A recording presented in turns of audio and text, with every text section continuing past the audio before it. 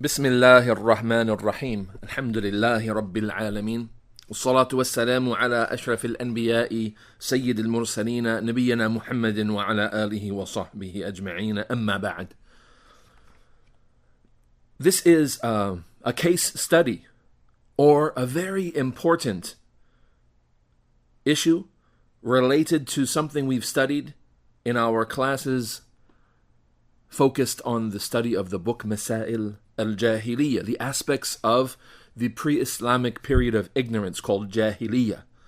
The ninth point mentioned by the author Shaykh Muhammad bin Abdul Wahhab rahimahullah ta'ala was اقتداؤهم بفسقة العلماء وجهال العباد, that the people take as guidance or as role models evil scholars, rebellious, disobedient scholars who lead people astray.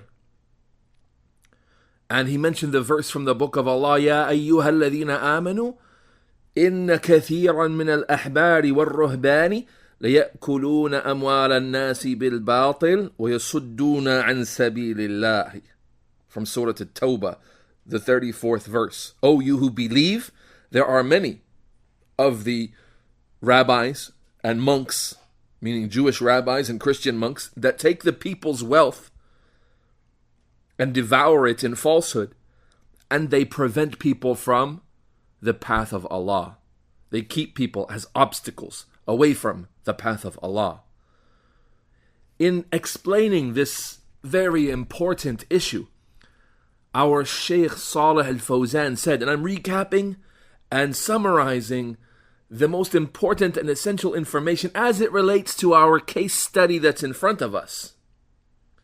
From the words of our Shaykh Salih al-Fawzan, Hafidhahullah, he said, هَذَا إِنَّمَا يَفْعَلُهُ أَهْلُ الْأَهْوَاءِ. Taking the rebellious, disobedient, misleading, astray scholars as people of guidance, only the people of desires do that. وَالْعِيَاذُ بِاللَّهِ. And refuge with Allah is sought. الَّذِينَ اتَّخَذُوا أَحْبَارَهُمْ وَرُهْبَانَهُمْ أَرْبَابًا مِنْ دُونِ اللَّهِ. The people who took their rabbis and their monks as lords beside Allah. From Surah At-Tawbah, again, the 31st verse. وَإِذَا نُهُوا عَنِ الْبِدْعَةِ الَّتِي حَذَّرَ مِنْهَا الرَّسُولُ صلى الله عليه وسلم. And when they were forbidden from innovation that the messenger warned them from, قَالُوا هَذِهِ يَعْمَلُ بِهَا فُلَانٍ. They say, so-and-so is someone who does this. وَهُوَ عَالِمٌ. And he's a scholar. أو صالح. Or he's a righteous man. وَيَعْمَلُ بِهَا أَهْلُ الْبَلَدِ الْفُلَانِ. Or the people of such and such country do that. وَهُمْ عِنْدُهُمْ صَلَاحٌ وَتَقْوَى. And there are people who have righteousness and piety. وَنَقُولُ الصَّلَاحُ وَالتَّقْوَى لَا يَكْفِيَانِ. Shaykh al-Fawzan says what? Righteousness, taqwa, those two things are not sufficient. لَابُدَّ مِن مُوَافَقَةِ الْكِتَابِ وَالسُّنَّةِ. You must correspond with the book and the sunnah. You must be in agreement with the book and the sunnah. It's not sufficient that you're righteous, that you're pious. فَأَخْذُ أَقْوَالِ الْعُلَمَاءِ. To take the statements of the scholars, وَالْعُبَّادِ, and the worshippers, قَضِيَّةً مُسَلَّمَةً. Like it's hands down, you just take everything they say. دُونَ عَرْضٍ عَلَى الْكِتَابِ وَالسُّنَّةِ. Without putting those statements on the scale and weighing them or measuring them with the book and the sunnah. هِيَ طَرِيقَةُ أَهْلِ الْجَاهِلِيَّةِ. This is the methodology, the path, the way of the people of Jahiliyyah, the people of the pre-Islamic period of ignorance. الَّذِينَ اتَّخَذُوا أَحْبَارَهُمْ وَرُهْبَانَهُمْ أَرْبَابًا مِنْ دُونِ اللَّهِ. Those people who took their monks and their rabbis as lords beside Allah. Now I would like to play for you a passage from the words of one of the scholars that we need to be warned against. Sadly, one of the most popular figures in the world and one of the most significant speakers on behalf of Islam all over the world. His name is Dr. Yusuf al-Qaradawi. May Allah Ta'ala guide him. May Allah Ta'ala guide him. Aside from propagating numerous falsehoods in Islam, we're going to see here what he says about the Ash'ari Creed and the Salafi creed. The Aqidah of the Salaf versus the Aqidah of the modern day Jahmis posing as Ash'aris from Ahlul Bid'ah. Listen to the words of this evil scholar.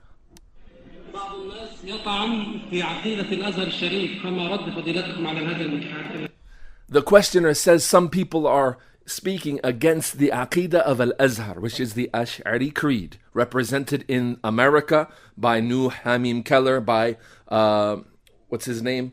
The one on the East Coast in Boston, Suhaib Webb. عقيدة الأزهر الشريف كل الأزهر الشريف كده عقيدته يعني بيطعن في الأشعرية يعني. He specifies that you don't mean the Aqidah of everybody at Azhar, but you mean the Ash'ari creed. And he laughs a little bit. لا هو ليس الأزهر وحده أشعريا. It's not just the Azhar that's Ash'ari. Not just the Azhar University that's Ash'ari. الأمة الإسلامية أشعرية. The whole Ummah, the whole Islamic nation is Ash'ari. يعني هذا. You hear him laughing and you hear the people making takbir and commotion, and you see them, their champion of their false aqidah and their deviation proclaims that this aqidah, this false aqidah of the Ash'aris is the aqidah of the whole Islamic nation. وَالْعِيَاذُ بِاللَّهِ. الأزهر أشعري والزيتونة أشعري وديوبند أشعري وندوة العلماء أشعري. So he begins to name not only Ash'ari, he names other places of learning and other institutions that they're Ash'ari, and this is Ash'ari and that's Ash'ari. ومدارس باكستان أشعرية وكل العالم الإسلامي أشعرية. And every place in the Islamic world is Ash'ari. That's what he says. Lying. False speech. فسقت العلماء. Evil scholars that seek to promote innovation and do away with correct guidance from Allah and His Messenger sallallahu alayhi wa sallam. السلفيين مجموعة صغيرة حتى يعني إذا قلنا السعودية ليس كل السعودية سلفيين. He says that Salafis are just little in number. Salafis are just a little group, just in Saudi Arabia, and even in Saudi Arabia they're not all Salafis. الحجازيين غير النجديين غير المنطقة الشرقية. He mentions that there are people on the west coast, in the Hijaz, Mecca and Medina and those areas that are on different beliefs than the people in Najd in the eastern region. Then he mentions another eastern region saying that they have different beliefs and not all of them are Salafis. منطقة جيزان وكذا فإذا خدنا بالأغلبية أغلبية الأمة. He said if you want to talk about the majority, then the majority of this whole ummah is Ash'ari. The whole majority of this ummah is Ash'ari. Subhanallah, subhanallah. You need now to prepare yourself to handle this claim. Or actually, those of you who are familiar with correct resources, both in print and on the internet, you know, you have at your fingertips that which you can arm yourself against this false claim, this lie, this fabrication against the religion of Islam. You have in your hands, in the published world of information, you have the book Al-Qawa'id Al-Muthla. Al-Qawa'id Al-Muthla, Exemplary Principles. This book was published about 10 years ago, with its first printing by Troyd Publications in Canada. Jazahumullahu khairan. And I'd like to read to you what has been available for the last 10 years in print from the near the end of the book, or the 5th section of the book. The author of this tremendous book, Sheikh Muhammad ibn Salih al-Uthaymeen, rahimahullah ta'ala, refutes this very doubt, this very attempt to legitimize bid'ah in the religion of Islam. He refutes it easily and clearly. And all of those who've benefited from this book, then they see that the statement of Yusuf al-Qaradawi is miskeen. It doesn't provide any proof for the correctness of his deviance. It's just playing with the minds of the people who don't have any intellect to return to the words of their scholars and to return to the aqidah of the book and the sunnah and to reject the aqidah even if it's the Aqidah of Al-Azhar, to reject the Aqidah that opposes the way of the Salaf as-Salih. A question is posed and answered on page number 191 of this tremendously important resource that you should have. The first question: how could the madhab of the Ash'aris be false while it has been said that they make up 95% of the Muslim population? That's the question that the author poses, rahimahullah, and he says, the response, and I'm reading directly from the English publication, the English translation of Al-Qawa'id Al-Muthla. The response: we do not agree that the Ash'aris make up this much of the Muslim population in light of all the existing sects out there. This claim needs to be substantiated with evidence of a proper and precise count. Even if we accepted that they make up this amount, or even more, this would not mean that they are protected from error by way of it, since it is the consensus of all the Muslims that protects us from error, not just the agreement of the majority of them. Furthermore, it is established that the Muslims were united a long time ago on the opposite of what the people of Ta'wil are upon, meaning the Ash'aris. The righteous Salaf are the very core of this nation. They were the companions, the very best generation, their students who followed them in righteousness, and the imams of guidance after them. They were all united on the affirmation of the names and attributes that Allah had affirmed for Himself, and what His Messenger, sallallahu alaihi wasallam, had affirmed for Him. They also agreed that the texts are to be understood, meaning the texts of the book and the sunnah, are to be understood according to their apparent meanings, that are befitting for Allah the Exalted, without tahrif, distortion, or ta'atil, negation, or takyif, seeking after their specific details, or tamthil, likening them to the attributes of the creation. They were the best generations due to the statement of the Messenger sallallahu alaihi wasallam, and their consensus on an issue is a binding proof, since it represents the true understanding and application of the book and the sunnah. Proofs of their consensus on this issue have been presented in the fourth principle of section 4, principles concerning the textual evidences for Allah's names and attributes, and you can review section 3.4 of the book for more on that. Furthermore, a few pages later, on page 207, our Shaykh Muhammad ibn Salih al-Uthaymeen, rahimahullah ta'ala, says, not 207, sorry, but page 203. He says, he poses another question, and he answers it to help you and me be prepared for the spread of innovation by the likes of Dr. Yusuf al-Qaradawi and all of those who speak with falsehood like him. The question posed: how could the madhab of the Ash'aris be false while so-and-so are Ash'ari scholars? And how could their madhab be wrong while they are known for their sincerity to Allah, His book, His messenger, the leaders of the Muslims and the common folk? Notice, Dr. Yusuf al-Qaradawi uses to strengthen his stance, to support his innovation in belief that this place and that place and these people, they're all upon the madhab of the Ash'aris. The response: this can be answered from two angles, says our Shaykh Muhammad ibn Salih al-Uthaymeen. Firstly, the truth is not to be judged based on people. Rather, the people are to be judged based on the truth. This is the correct way to measure the affairs, even when the status and position of some people will cause their statements to be accepted more easily.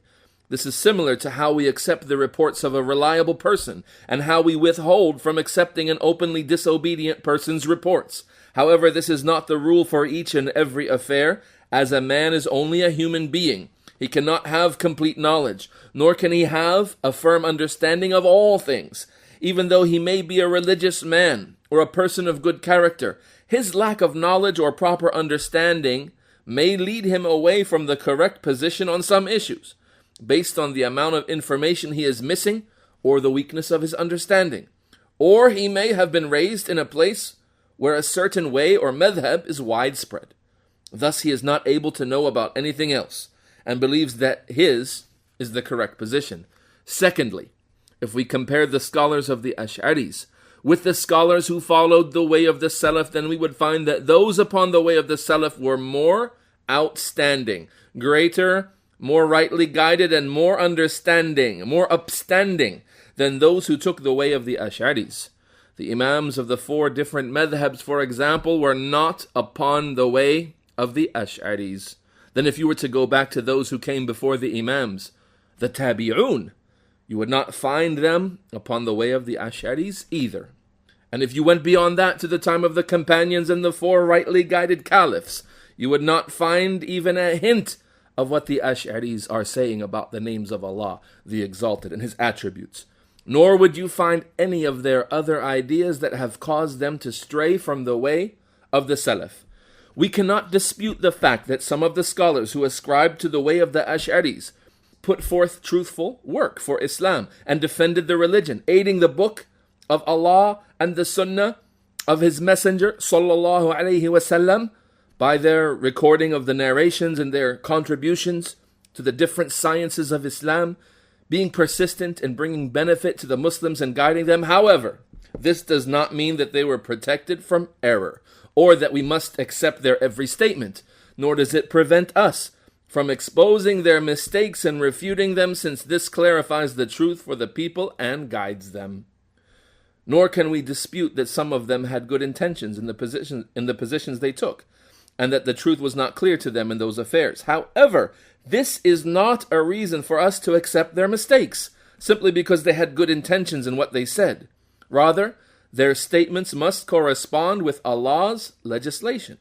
We are obliged to reject their statements if they do not, no matter who they were, due to the statement of the Prophet sallallahu alaihi wasallam, "Man amila amalan laysa alayhi amruna fahuwa radd." Whoever does something that is not in accordance with our affair will have it rejected. Furthermore, our Shaykh concludes here, if he was well known for his sincerity and truthfulness in seeking after the truth, then we can make an excuse for him regarding this mistake of his. However, or otherwise, he is to be treated according to his evil motives and according to his actions and statements that contradict the religion. That ends my reading from these 2 selections from this very important resource, Al-Qawa'id Al-Muthla, Exemplary Principles. Since the call of the Ash'aris is widespread, while we won't concede that it is as widespread as they would claim, while it does have its presence in the English language, then average, everyday Muslims should arm themselves with knowledge of that evil, knowledge of their foundations, knowledge of their call, knowledge of their invitations, how they invite, the kind of statements they make, the kind of doubts they spread, and their responses from the scholars to those doubts. That is vitally important, as our Salaf used to learn evil things, learn about them so as not to fall into them. And they used to say, whoever doesn't learn about evil things, meaning bad aqidas, corrupt beliefs, incorrect practices, and then the proper stance in Islam on them. Whoever doesn't learn those things, naturally, logically, and in reality, he will fall into those things. If you love Allah and you want to thank Him for the guidance that He has bestowed upon you, then ihris, be vigilant, take care of this guidance. Don't leave yourself open to straying by remaining ignorant of the Ash'ari creed or the other calls to innovation that we find that have reached us in the English language. And this is a very dangerous affair, because as people who live in the West, people who live in America and places where they have a principle of freedom of speech, and they allow every person who has an opinion, an idea, a religion, a sect, a branch of a sect in a religion, whoever has any idea, any religion, any concept they want to promote, then they have every right to promote it. And they have every right to make a platform for themselves. And they have every right to openly invite all of the people to their beliefs. how much more do the people in the West have to prepare themselves against these odds, against these circumstances, than the people who live in the Muslim lands? In the Muslim lands, there are scholars refuting the calls to innovation in the newspapers, on the internet, on the tongues of the people in the neighborhoods. Walhamdulillah, in the masjids. And some Muslim countries are better than others in this regard. However, even in places like Egypt, where people are freer to say what they want and to promote things that they could not promote in other countries, there is still not an unlimited chance for anyone to say whatever they wanted. They will still find Muslims who have some knowledge, Muslims who have some respect for the religion of Islam, will stand up to refute them. But in America, in the West in general, you find that the calls become protected by law. The kuffar will defend a person who wants to invite you to worship a saint and call it Islam. The law will defend him. The kafirs will intercede and defend his right to propagate his ideas. So how much more do you, the Muslim man or woman living in the West, living in America and places like that, how much more do you need to prepare yourself to defend yourself in this war of ideology that is going on? Don't take it lightly. I'd like to guide you now to something, by Allah's permission, that would aid you very much in this regard. And it is a website that is a very special and well-organized website, a very focused website on the issue of the Ash'aris and their beliefs and their propagation, or those who are calling themselves Ash'aris in this day and time. And you will find that many of those who refer to themselves as Ash'aris, that they in fact carry the beliefs, or many of the beliefs, of the Jahmiyyah and the more severely deviant cults that came before them. And this website is called ash'aris.com. www.ash'aris.com. ash'aris.com. An exemplary website with many articles, big focus on the speech of Shaykh al-Islam Ibn Taymiyyah in refuting the people of Ta'wil, the Ash'aris, their foundations, their claims, and their shubuhat and their doubts. Excellent resource. So I advise you, my brothers and sisters in the West, with two tremendous resources that you can use to arm yourself and protect yourself from this call, the call to the Ash'ari cult. It is the book Exemplary, or they are, firstly, the book Exemplary Principles, a study of it from beginning to end, by Sheikh Muhammad ibn Salih al-Uthaymin. And secondly, the online resource on the net, www.ash'aris.com. هذا والله أعلم وصل اللهم وسلم وبارك على نبينا محمد وعلى آله وصحبه أجمعين.